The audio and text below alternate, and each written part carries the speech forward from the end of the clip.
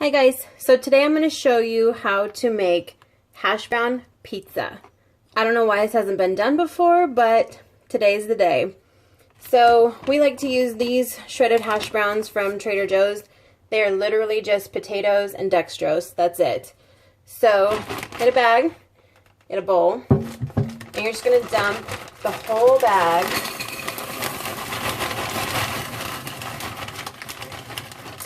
in.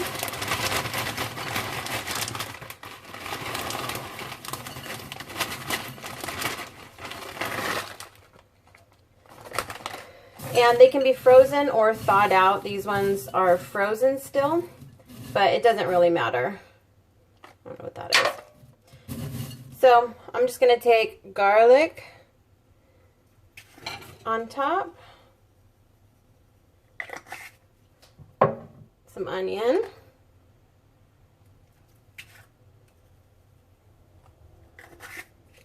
a little bit of smoked paprika.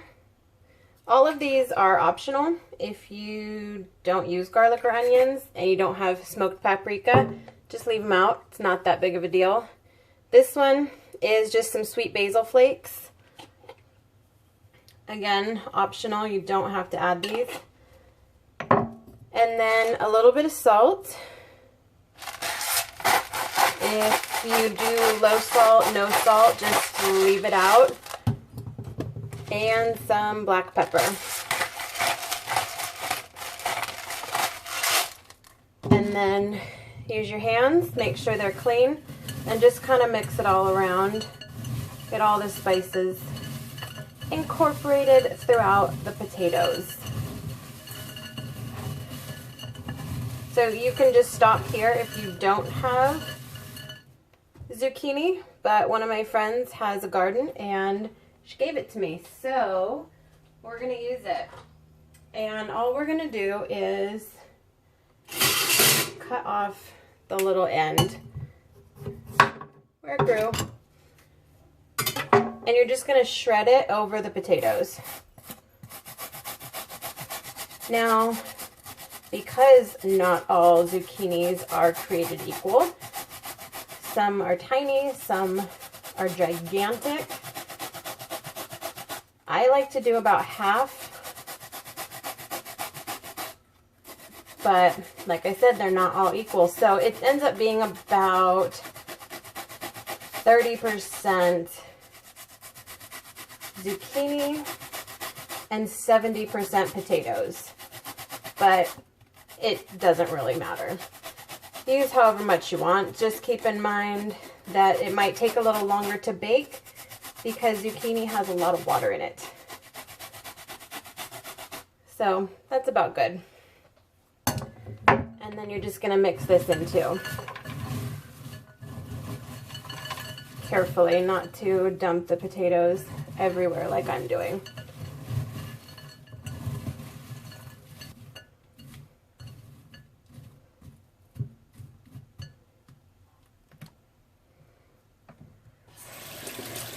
Then you're going to wash your hands off.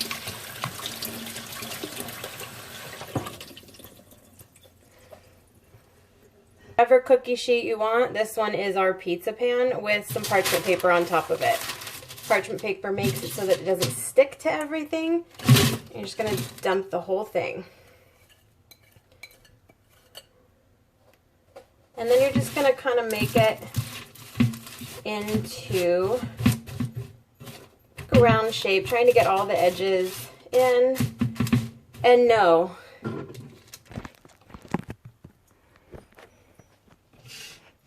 okay, how's that? Better, right? So you're just going to kind of get it all into the edges. If you leave these little stragglers out, they're just going to burn and get crispy, which might be kind of nice, but there we go. And no, don't worry, this is not going to be the pizza crust.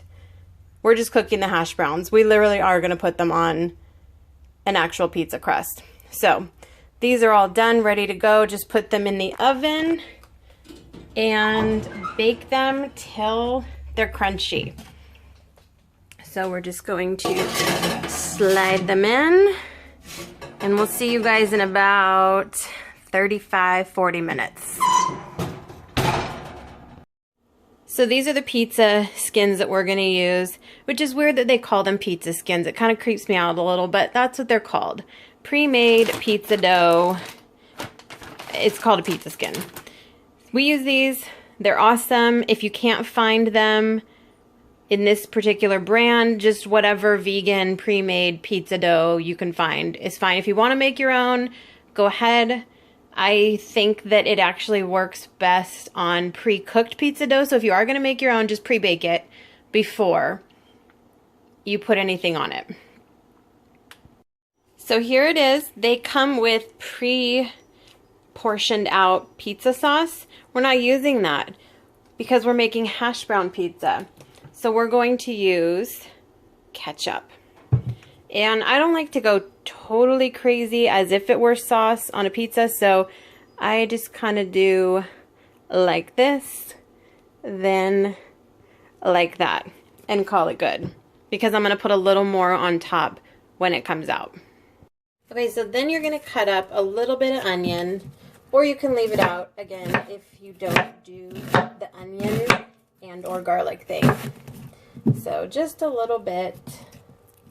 Or a lot if you like a lot of onion. That is your call. I'm just going to do about this much. And then some bell peppers. I always used to snub my nose at frozen bell peppers. And then I tried them and realized they're legit. And you don't have to always have fresh bell peppers on hand. So I have a pile of pre-cut bell peppers. The only thing is they're whole strips. So I don't even worry about cutting them. I just kind of tear them in half like a savage. Because, I don't know, there's something about it that's kind of fun. So just get these together. And the potatoes are almost done in the oven. They kind of just look a little golden brown, a little crispy. Not like crouton crispy. That's not what you want. But just kind of golden brown, and you are going to bake them again for just a little bit to get these cooked on there. So I'm going to put these in a little bowl because this is where the pizza has to go. And yeah.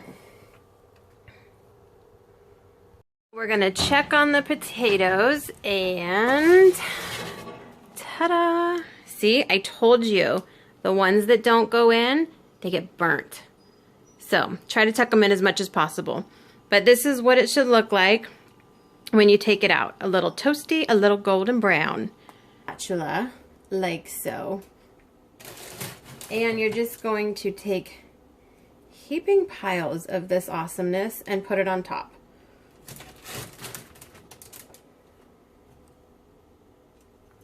And it doesn't really have to be pretty, but it helps. So try to make it look nice and try to keep it even, because if you have a giant pile of potatoes here and a little bit here, it's not going to cook evenly when you put it back in. You might not use all the potatoes, which is fine because then you have a snack while you're putting this back in the oven. And a little bit more. And then I like to just kind of squish it down like so. Tuck them all in. Then it's time to put the goodies on top. So now that they're all chopped and ready to go, just gonna sprinkle them here. Make sure they land on the pizza. And then when this comes out, I'm going to show you one more thing to put on the top, which of course is optional. All right, get in there.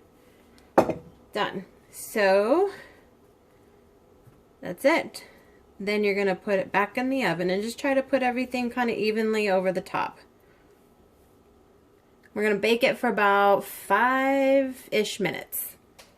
Everyone's oven's different, so I don't have an exact time for you guys.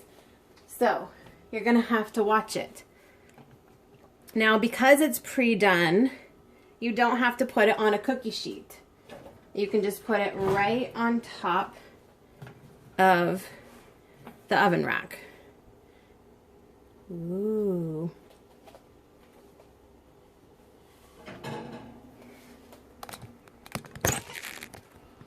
Okay. See? I cheated. I have a pizza stone in here that I forgot about. Okay. So, like I said, give it about 5 minutes, close the door, and we'll check on it. Okay, so now that it's all done, all you're going to add on top is baby spinach. You can leave it whole or you can chop it like I did.